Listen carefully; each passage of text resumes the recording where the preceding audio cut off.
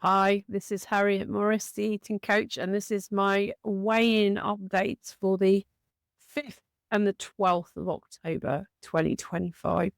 So talk about a game of two halves. So on the 5th of October, I was 0.95 kilos down. It was such a great weigh-in. And so to answer the questions, why did I get this result? The week before, I had decided to change my exercise from the afternoon to the morning. And it gave me all this energy.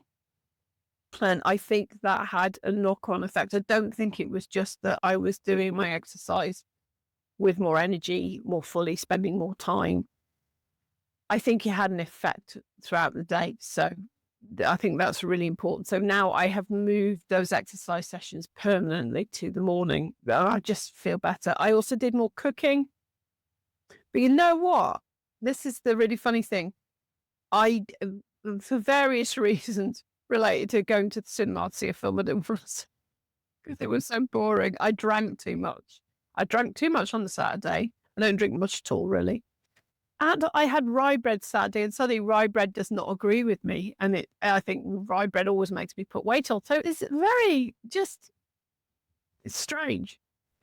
And then the weigh-in of the 12th of October, it was like the polar opposite.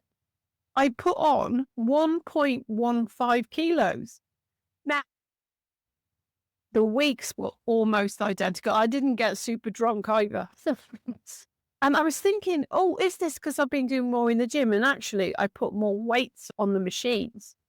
But my app tells me skeletal muscle mass, which you build by doing the resistance machines and the hand weights, which you do in the gym, that had gone down just a tiny little bit. And so I thought, oh, it's not that. I know exactly the reason why I put a kilo on. It's because there are some foods that don't agree with me. And I'm not talking about sugar or processed stuff or anything. None of that agrees with me. I'm talking about certain vegetables and certain legumes and things like this. And they affect my digestion. I think that I put weight on because they make me inflamed. So earlier this year, at the beginning of the year, I did an experiment. I cut them all out. And I did lose weight doing that. But the problem is it's so boring. It's so boring when you just cut all these things like chickpeas, like tomatoes, like peppers and chili peppers.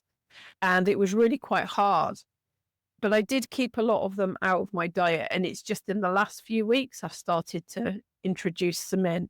And anyway, what happened was that on the day before the weigh-in, I had some tofu and some green beans. Green beans are also these foods. Who would have thought it? My guess is that is what made me put the weight on. And the thing that makes me guess it is that, in the 3 days before I did the weigh-in, my digestion was very bad. I'm talking diarrhea here. And there is a theory, and not everyone agrees with it, but it feels sound to me from my own experience. There is a theory that certain foods will cause leaky gut, which means it causes tiny tears in the intestinal wall, which is only one cell thick. And then what happens is that creates inflammation, and inflammation makes you gain weight. So I'm not going to go into it any more detail here. Do your research about that. So changes this week. I'm cutting out all of these question mark foods this week, and I'm going to see what happens. It's Tuesday. So my digestion's already improved. So we shall see.